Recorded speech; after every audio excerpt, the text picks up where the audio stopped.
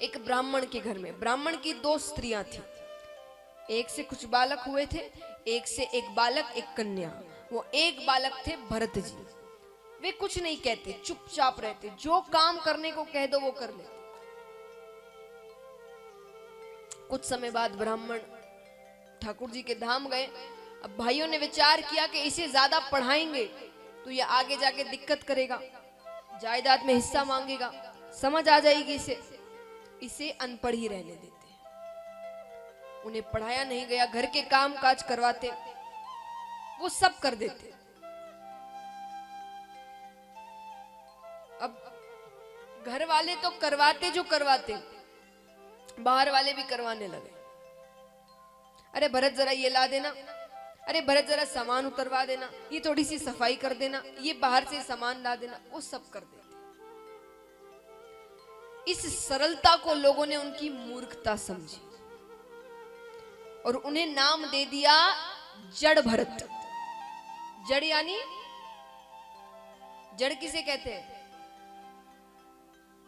मूर्ख। जड़ यानी मूर्ख, तो उनका नाम रख दिया जड़ भरत। अब यहां भाइयों ने विचार किया कि भाई हम काम करवाते तो हम तो घर वाले हैं, ये गांव वाले तो बिना पैसे दिए काम करवाते हैं।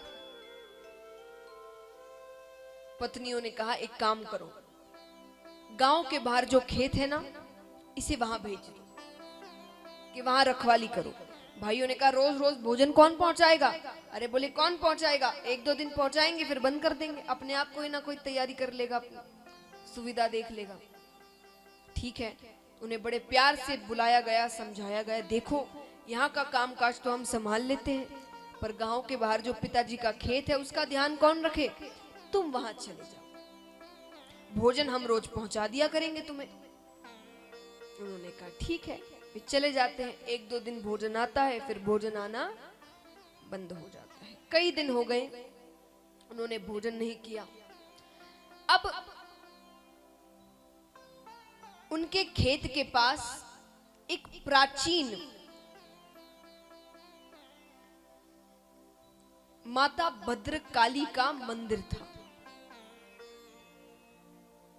ऐसी अफवाह उड़ी हुई थी कि उस मंदिर में अगर कोई बलि चढ़ा दे तो माता मुंह मांगा वरदान देती है।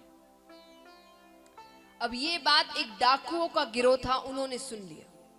उन्होंने ये अफवाह सुन ली तो सरदार ने कहा कि भाई अच्छी बात है, काम करते वहां किसी की बलि चढ़ा देते हैं और फिर माता से इतना धन मांग लेंगे कि जिंदगी में कभी डकैती करने की जरूरत नहीं पड़ेगी। अच्छी बात है, वहां पहुंचते हैं, किसकी बलि चढ़ाए? तो सरदार ने कहा देखो आसपास कोई ना कोई बैठा होगा, उसे ले आओ। ठीक है, अच्छी बात है। जो डाकू है वो इधर उधर घूमते हैं तो कोने में भरत जी बैठे हुए दिखते हैं, उन्हें लेकर आते हैं, उन्हें भोजन कराया जाता है पहले। अब वो इतने भूखे हैं कि भोजन मिलते ही दोनों हाथों से खाने लगते हैं। जब तृप्त हो जाते हैं तब एक डाकू को अपने पास बुलाकर कहते अरे आज कोई उत्सव वगैरह है क्या? डाकू ने कहा क्यों? बोले मुझे इतना अच्छा भोजन दिया जा रहा है। बोले नहीं, आज उत्सव नहीं है, आज तुम्हारी बलि चढ़ाई जाएगी। भरत जी ने कहा तो एक काम करो, रोज मेरी बलि चढ़ा दिया करो, पर मुझे भोजन दे दिया करो, मैं पास नहीं रहता हूं। डाकू ने कहा कैसा मूर्ख है, इसे बलि का मतलब भी नहीं पता।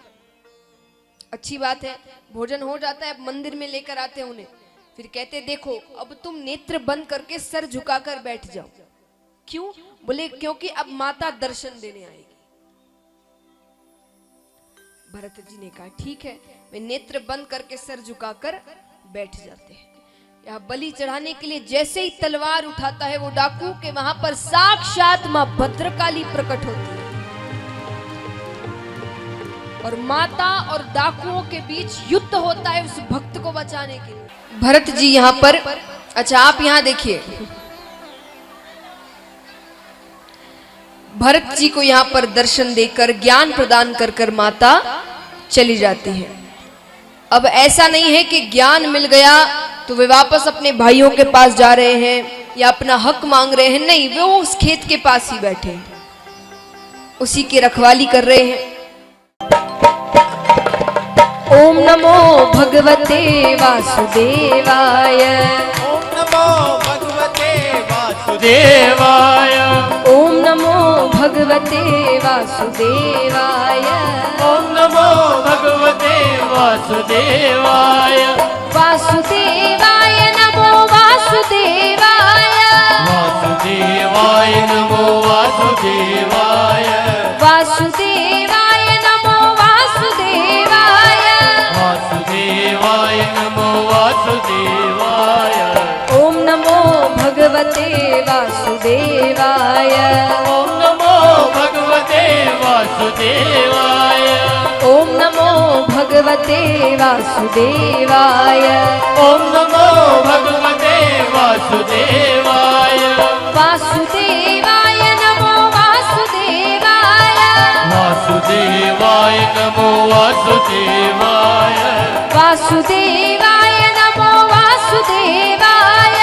वासुदेवाय नमो तालियां जोरदार। वासुदेवाय। ओम नमो भगवते वासुदेवाय। ओम नमो भगवते वासुदेवाय। ओम नमो भगवते वासुदेवाय। ओम नमो भगवते वासुदेवाय। वासुदेवाय नमो वासुदेवाय। वासुदेवाय नमो वासुदेवाय। वासुदेवाय नमो वासुदेवाय। वासुदेवाय और उठा के पूरे पूरे हाथ। वासुदेवाय। ओम नमो भगवते वासुदेवाय। ओम नमो भगवते वासुदेवाय। ओम नमो भगवते वासुदेवाय। ओम नमो भगवते वासुदेवाय। ओम नमो भगवते वासुदेवाय। ओम नमो भगवते वासुदेवाय। ओम नमो भगवते